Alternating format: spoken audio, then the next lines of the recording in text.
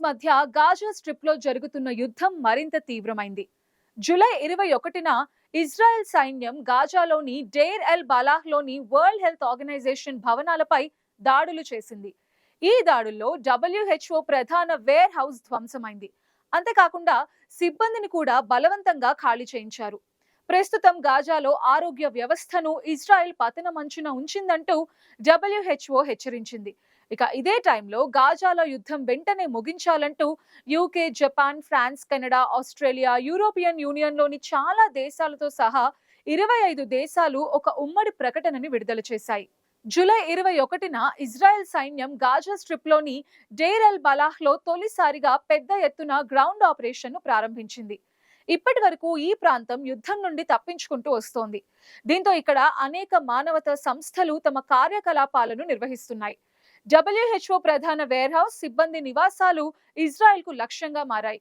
ఈ దాడుల్లో 3 స్ట్రైక్లు జరిగాయని, దీనివల్ల వేర్ హౌస్ లో పేలుళ్లు, మంటలు చెలరేగాయని WHO డైరెక్టర్ జనరల్ టెడ్రోస్ అద్నాం గెబ్రెయెసస్ తెలిపారు. ఇజ్రాయెల్ సైనికులు WHO ప్రాంగణంలోకి ప్రవేశించి 2 సిబ్బందితో పాటు వారి కుటుంబ సభ్యులను డిటైన్ చేశారని, ఇప్పటికీ ఒకరు నిర్బంధంలోనే ఉన్నారని చెప్పారు. సిబ్బంది వారి కుటుంబాలను ఆయుధాలతో బెదిరించి పురుష సిబ్బందిని బట్టలు విప్పి విచారణ చేశారని WHO తెలిపింది. అంతర్జాతీయ చట్టాలను ఉల్లంఘించి ఇజ్రాయెల్ దాడులు చేస్తోందని విశ్లేషకులు చెప్తున్నారు. మరోవైపు గాజాలో ఐక్యరాజ్య సమితికి చెందిన వేర్ హౌస్లను రక్షించాలని ఒప్పందం ఉంది. కానీ ఇజ్రాయెల్ వాటిని ఉల్లంఘించి మరీ దాడులకు తెగబడింది. తాజాగా ఇజ్రాయెల్ చేసిన దాడులు గాజా ఆరోగ్య వ్యవస్థను మరింతగా దిగజార్చాయి.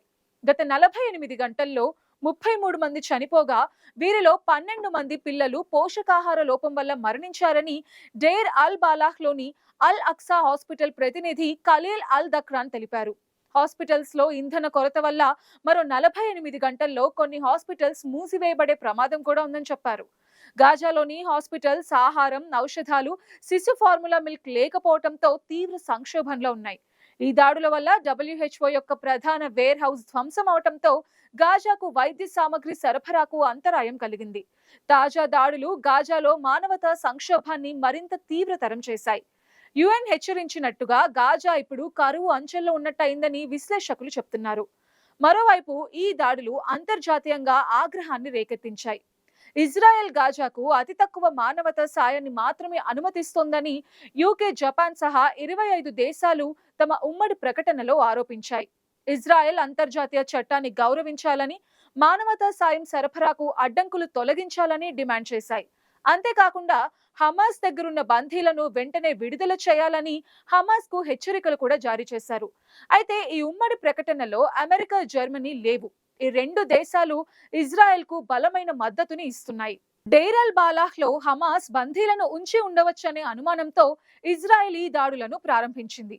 2023 అక్టోబర్ 7న ఇజ్రాయెల్ పై హమాస్ దాడి చేసి 251 మందిని బందీలుగా తీసుకువెళ్లింది. వీరిలో సుమారు 50 మంది ఇప్పటికీ గాజాలో ఉన్నారని, అందులో 20 మంది మాత్రమే బతికి ఉండవచ్చని ఇజ్రాయెల్ అంచనా వేస్తోంది. అయితే డేర్ అల్ బాలాహ్ లో ఆపరేషన్ ప్రారంభించడానికి ముందే అక్కడి నుండి పౌరులు వెళ్లిపోవాలని ఇజ్రాయెల్ ఆదేశాలు జారీ చేసింది. దాదాపు అక్కడ 50 నుండి 80 వేల మంది ఉన్నారు.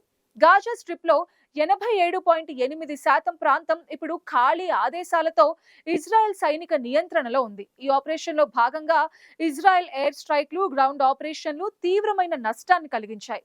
స్థానిక ఆసుపత్రుల్లో గత 24 గంటల్లో 130 మంది మరణించారు. ఈ దాడులు హమాస్ ని లక్ష్యంగా చేసుకున్నప్పటికీ చాలా మంది పౌరులు ప్రాణాలు కోల్పోయారు. ఈ దాడులు జరుగుతున్న సమయంలోనే ఖతార్ సీజ్ ఫైర్ కోసం చర్చలు జరుగుతున్నాయి. అయితే ఈ దాడుల కారణంగా ఆ సీజ్ ఫైర్ చర్చలు విఫలమయ్యే అవకాశాలు కూడా ఉన్నాయి. US, ఈజిప్ట్, ఖతార్ మధ్యవర్తిత్వంతో ఇజ్రాయెల్, హమాస్ మధ్య శాంతి చర్చలు జరుగుతున్నాయి. అయితే మానవతా సాయం, ఇజ్రాయెల్ దళాల ఉపసంహరణ వంటి కీలక అంశాలపై 2 వర్గాల మధ్య ఏకాభిప్రాయం కుదరటం లేదు. హమాస్ ఐక్యరాజ్య సమితి ద్వారా సాయం పంపిణీ చేయాలని డిమాండ్ చేస్తుండగా ఇజ్రాయెల్ గాజా హ్యుమానిటేరియన్ ఫౌండేషన్ అనే సంస్థ ద్వారా సాయం పంపిణీ చేయాలని పట్టుబడుతోంది. ఈ చర్చలు ఫెయిల్ అయితే గాజాలో మానవతా సంక్షోభం మరింత తీవ్రం అవుతుందని ఐక్యరాజ్య సమితి హెచ్చరించింది. 25 దేశాల ఉమ్మడి ప్రకటన ఈ చర్చలపై ఒత్తిడిని మరింతగా పెంచింది. మరోవైపు ఈ దాడులు అంతర్జాతీయ మానవతా చట్టాన్ని ఉల్లంఘించాయని WHO, ఐక్యరాజ్య సమితి పేర్కొన్నాయి. యుఎన్ కాంపౌండ్లు, మానవతా సాయం కేంద్రాలను రక్షించాలని అంతర్జాతీయ ఒప్పందాలు ఉన్నాయి. కానీ ఇజ్రాయెల్ సైన్యం ఈ ఒప్పందాలను ఉల్లంఘిస్తోంది. అదే టైంలో హమాస్ ఇప్పటికీ 50 మంది బందీలను గాజాలో ఉంచింది. వీరిలో చాలా మంది మరణించి ఉండవచ్చని భావిస్తున్నారు.